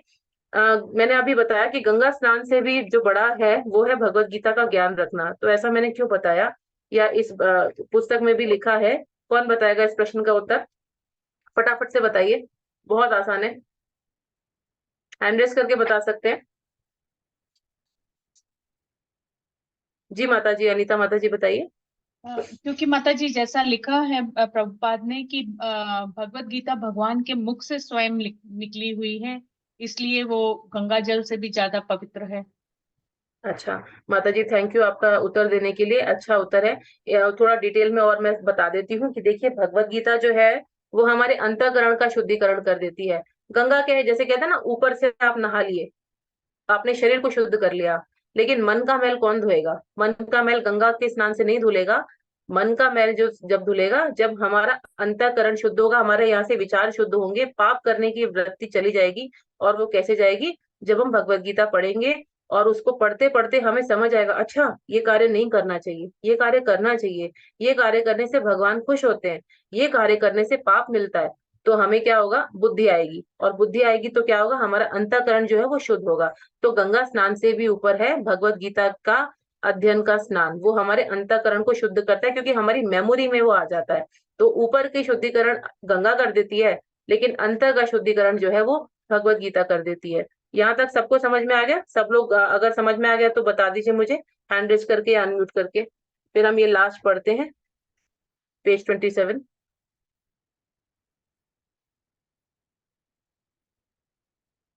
ठीक है, अब हम पढ़ते हैं ये गीतोपनिषद। गीता को गीतोपनिषद भी बोला जाता है, यानी भगवान के द्वारा गाया हुआ गीत। भगवत गीता को भगवान के द्वारा गाया हुआ गीत भी कहते हैं। इसका दूसरा नाम गीतो उपनिषद भी है। तो ये गीतोपनिषद भगवत गीता जो समस्त उपनिषदों का सार है, यानी एसेंस है, सारे के सारे आप जो है पढ़ लीजिए, उसमें भगवत गीता टॉप में आ जाती है। गाय के तुल्य है और ग्वाल बाल के रूप में विख्यात भगवान कृष्ण इस गाय को दूह रहे हैं। ये गीता का वो आपको ये इसमें भगवान ने ये बताया है कि कैसे इसका क्या व्याख्या की है, कि जो भगवत गीता है वो क्या है? समस्त उपनिषदों का सार है, गाय के तुल्य है, और इसके जो ग्वाल बाल के रूप में विख्यात भगवान जो कृष्ण है वो इस गाय को दूर है, यानी कि इस भगवत गीता को भगवान ने अपने मुख से बोला है। अर्जुन बछड़े के समान है जो इस गाय का दूध पी रहे हैं, यानी कि अर्जुन को भगवत गीता भगवान अपने मुंह से बोल रहे हैं, अर्जुन अपने कानों में श्रवण कर रहे हैं, वो उनके अंतःकरण में जा रही है। और सारे विद्वान तथा शुद्ध भक्त भगवत गीता के अमृत में दूध का पान करने वाले हैं। हम सब भक्त जो हैं, हम भगवत गीता सुन रहे हैं, तो हम भी अपने कानों को शुद्ध कर रहे हैं। और डेफिनेटली आज कोई ना कोई एक अच्छी बात आपको लगी होगी, तो वो आप लोग अपने मन में जरूर धारण कीजिएगा आज के सत्र में, यदि आपने कुछ समझा और अच्छा लगा हो। और लास्ट पैराग्राफ है, आज के युग में लोग एक शास्त्र, एक ईश्वर, एक धर्म तथा एक वृत्ति के लिए अत्यंत उत्सुक हैं। अतएव एकम शास्त्रम देवकी पुत्र गीतम, केवल एक शास्त्र भगवत गीता हो जो सारे विश्व के लिए हो। एको देवो देवकी पुत्र एव, सारे विश्व के लिए एक ईश्वर हो श्री कृष्ण। एको मंत्रस्तस्य नामानि यानी, और एक मंत्र एक प्रार्थना हो उनके नाम का कीर्तन। हरे कृष्ण कृष्ण कृष्ण हरे हरे, हरे राम राम राम हरे हरे। जब सारा संसार एक में हो जाएगा ना, एक ही चीज की तरफ सबका ध्यान होगा, यानी एक ईश्वर भगवान कृष्ण, एक शास्त्र पढ़ना है भगवत गीता, दूसरा क्या है? एक नाम का उच्चारण करना है, वो क्या है? हरे कृष्ण महामंत्र। और एक ही धर्म है हमारा, वो धर्म क्या है? कौन बताएगा? लास्ट सेशन में हमने सुना था, क्या धर्म है हमारा? जल्दी से फटाफट से बता दीजिए, अनम्यूट करके बताइए जो हाथ ऊपर नहीं कर सकते, बता दीजिए चित्रा माता जी। हमारा क्या धर्म है? जीवात्मा का धर्म क्या है? हमने लास्ट सेशन में समझा था इसको, कौन बताएगा? संतोष माता जी, हाँ ममता माता जी बताइए। माता जी सनातन धर्म। सनातन धर्म, बहुत अच्छा बताया माता जी। और कौन इसमें बताएगा? आगे ऐड करना चाहे कोई? ममता माता जी बताइए, अनम्यूट कीजिए अपने आप को।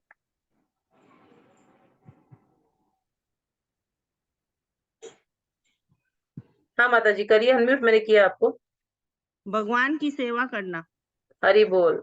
हमारा जो धर्म है वो क्या है? भगवान की सेवा करना। जीवेर स्वरूप होए कृष्णेर नित्य दास, सनातन है हम, सनातन है भगवान।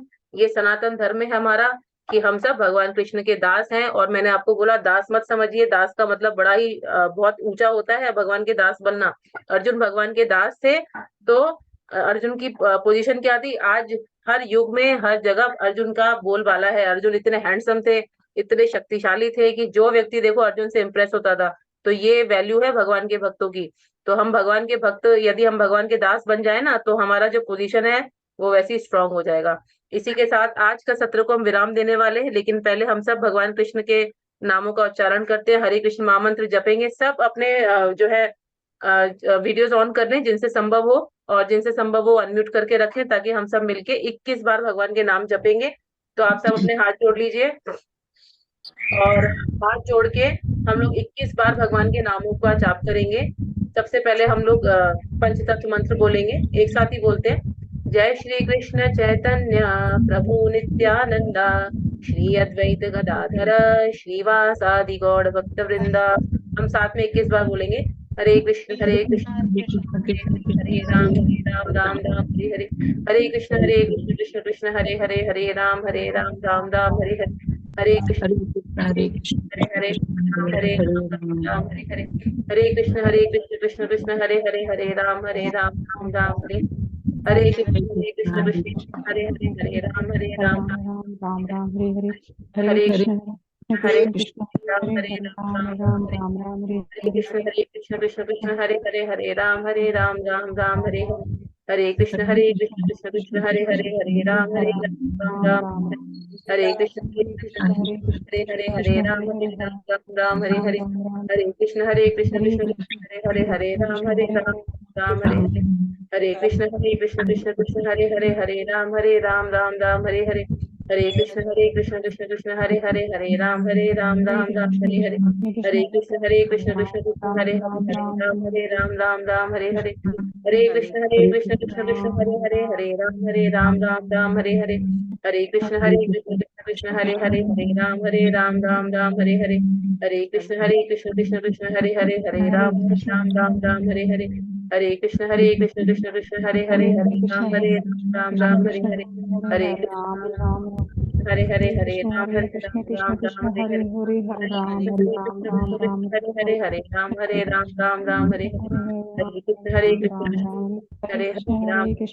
हरे कृष्ण हरे राम हरे। राम राम जय श्री कृष्ण चैतन्य प्रभु नित्यानंद श्री अद्वैत गदाधर श्रीवासादि गौड़ भक्तवृंद। साधु गौर भक्त हरे वृंद। कृष्णा। आप सब भक्तों का बहुत बहुत धन्यवाद इस सत्र में आने के लिए। भगवान से प्रार्थना करती हूँ कि हम सब भक्ति में आगे बढ़े। मेरे लिए आप प्रार्थना कीजिए, आपके लिए मैं प्रार्थना करती हूँ। यदि कोई अपराध हुआ हो इस सत्र में तो मुझे क्षमा कीजिएगा। और आप सब भक्तों से अगले सत्र में पुनः भेंट होगी शुक्रवार को। और प्लीज आप सब एकादशी के सत्रों में भी आना आरंभ कीजिए। बहुत अच्छी हम कथा करते हैं, सिर्फ आधे घंटे का सत्र होता है। आप उसमें सुबह आइए, 15 दिन में एक बार एकादशी आती है, तो इसका भी लाभ लीजिए। बहुत पुण्य मिलता है एकादशी कथा सुनने का और संग में जप करने का। जैसे आज आप सबने मेरा साथ दिया, हम सब ने मिलकर हरि नाम संकीर्तन किया। तो कहते हैं ना, एक की आवाज में बल नहीं है, लेकिन इतने लोग मिलके भगवान को पुकारेंगे तो भगवान को आना पड़ेगा। तो हमको भगवान को बुलाना है, तो मिलके हमको जप करना है। तो हम सब मिलके एक दूसरे का साथ देके भक्ति में आगे बढ़ेंगे। इसी के साथ इस सत्र को हम समाप्त करते हैं। अगले सप्ताह आपसे पुनः भेंट होगी। तब तक आप लोग एक होमवर्क कीजिए कि भगवत गीता की जो भूमिका है इसको शुरू से एंड पेज तक पढ़िए। इतने सारे हमने सेशंस लिए, डेफिनेटली अब आपको शायद भूमिका समझ में अच्छे से आएगी। तो कोशिश कीजिएगा इस एक हफ्ते में आप भगवत गीता की भूमिका पढ़िएगा। आप सभी भक्तों का धन्यवाद, प्रभुपाद का धन्यवाद। श्रील प्रभुपाद की जय, गुरु महाराज की जय। वांछाकल्पतरुभ्यश्च कृपा सिंधुभ्य एव च पतितनां पावनेभ्यो वैष्णवेभ्यो नमो नमः। अनंत कोटि वैष्णव वृंद की जय। जगत गुरु श्रील प्रभुपाद की जय। Thank you so much. Hare Krishna.